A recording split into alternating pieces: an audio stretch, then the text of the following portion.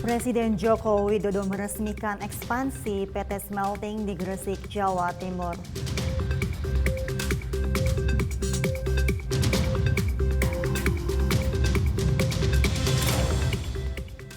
Kapolri Jenderal Polisi Listio Sigit Prabowo memimpin upacara serah terima jabatan Pati Polri.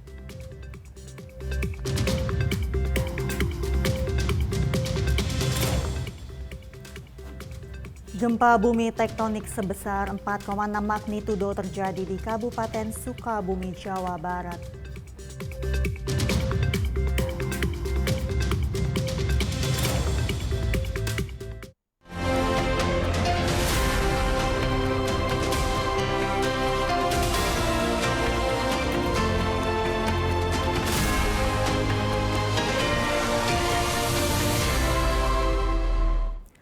Selamat malam pemirsa, Presisi Utama kembali hadir edisi Kamis 14 Desember 2023.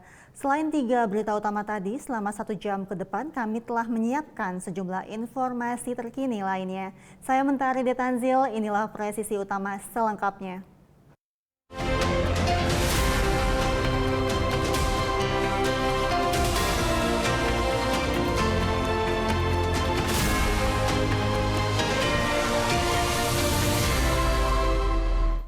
Dalam Global Refugee Forum Geneva, Swiss, Menteri Luar Negeri Republik Indonesia Retno Marsudi mendesak komunitas internasional untuk memberi perhatian khusus untuk pelanggaran berat hak asasi manusia yang terjadi di Gaza akibat perang Israel dan Hamas yang pecah sejak 7 Oktober lalu.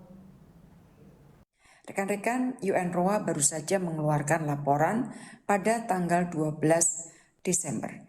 Di mana semua data menunjukkan situasi kemanusiaan yang sangat buruk. 1,9 juta orang atau 85%, saya ulangi, 85%, lebih dari penduduk di Gaza displaced. Beberapa di antaranya mengalami displacement lebih dari 1 kali. Keluarga harus terus bergerak, berpindah dari satu tempat ke tempat lain untuk mencari selamat. Antara 7 Oktober sampai 11 Desember, menurut data Kementerian Kesehatan Gaza, 18.205 orang Palestina terbunuh di Gaza. 70% diantaranya adalah perempuan dan anak-anak. Dan lebih dari 49.645 mengalami luka-luka. Sementara di tepi barat atau West Bank, menurut OCHA, 265 orang Palestina telah terbunuh oleh Israeli Security Forces. Saya ulangi, telah dibunuh oleh Israeli Security Forces atau ISF. 69 diantaranya adalah anak-anak. Sampai 11 Desember, 134 orang yang bekerja untuk UNRWA, yang berarti bekerja untuk kemanusiaan, telah terbunuh. UNRWA mengharapkan Indonesia untuk menggunakan pengaruhnya agar dukungan terhadap UNRWA terus dapat diperoleh dari negara lain. Saya menyampaikan sebagai bentuk dukungan Indonesia terhadap UNRWA, maka Indonesia telah memutuskan untuk meningkatkan kontribusi sukarela sebesar 3 kali lipat kepada UNRWA.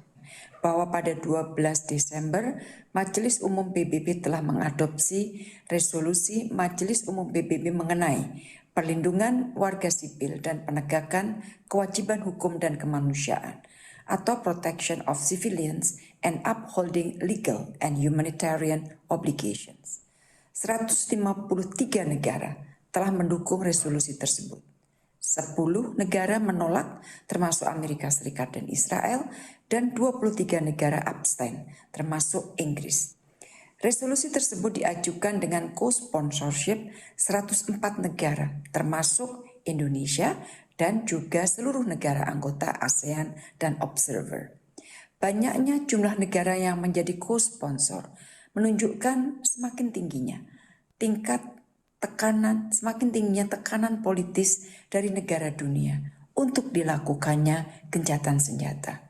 Secara khusus Indonesia selama pengajuan draft resolusi telah aktif melakukan penggalangan ke negara-negara Asia Tenggara, Karibia, dan juga Amerika Latin.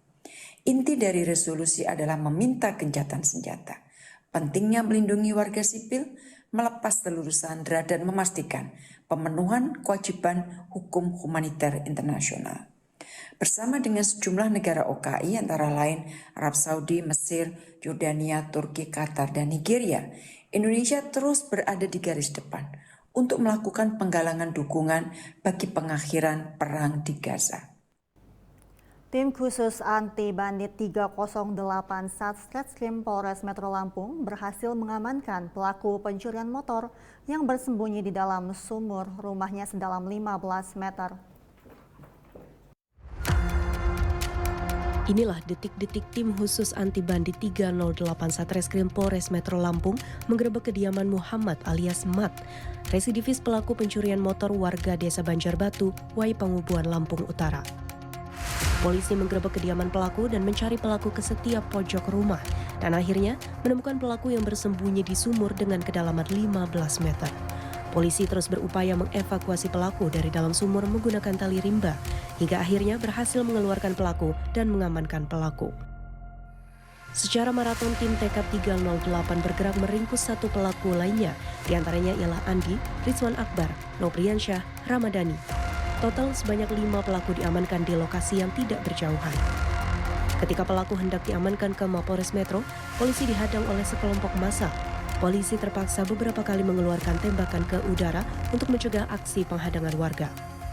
Pelaku yang juga berupaya melakukan perlawanan dan hendak berupaya kabur, akhirnya terpaksa dilumpuhkan dengan tembakan di kaki. Kronologis untuk penangkapannya, kita melakukan penyisiran ke rumah-rumah masing-masing tersangka, dan di situ kita kedapatan satu tersangka yang menyumput di dalam sumur. Nah, itu kita mencari dan sangat luar biasa sekali mendengar ada suara gercakan air. Ternyata tersangka menyumput di dalam air sumur tersebut atau di dalam sumur. Kemudian setelah kita evakuasi, kemudian dilakukan evakuasi, ada perlawanan dari warga atau masyarakat sehingga pelaku melakukan upaya melarikan diri. Kemudian kita melakukan tindakan tegas terukur terkait kejadian tersebut. Polisi kini tengah memburu 2 pelaku lain dari jaringan ini yang sudah ditetapkan sebagai daftar pencarian orang. Dari hasil pengungkapan ini, polisi menyita barang bukti berupa 3 unit sepeda motor hasil kejahatan para pelaku. Tim Liputan Polri TV. 2 orang tersangka perampokan Bank Syariah Metro Madani Lampung berhasil diringkus oleh tim anti bandit 308 Polres Metro Lampung. Ketika ditangkap, kedua tersangka terpaksa ditembak di bagian kaki karena melakukan perlawanan.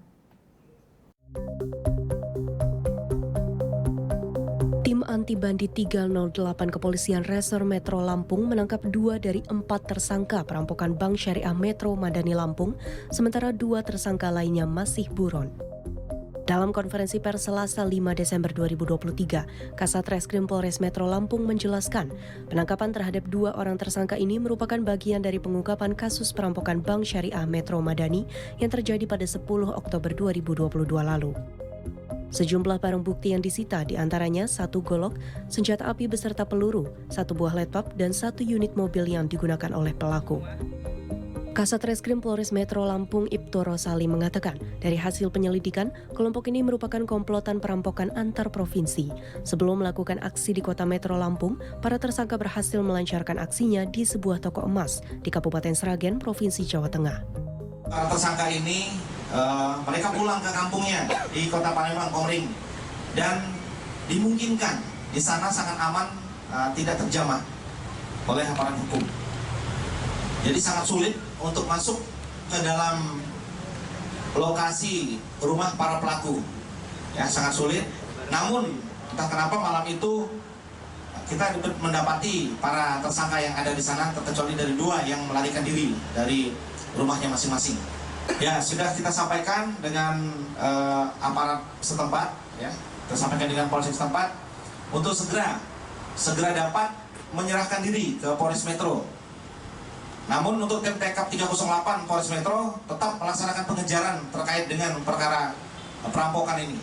Pelaku berinisial N dan S yang ditangkap oleh petugas merupakan warga Kabupaten Oku Timur, Sumatera Selatan. Ibtu Rosali menambahkan timnya akan terus memburu kedua pelaku lainnya yang masih buron. Tim Liputan Polri TV. Pemirsa tetaplah bersama kami, Presisi Utama akan segera kembali.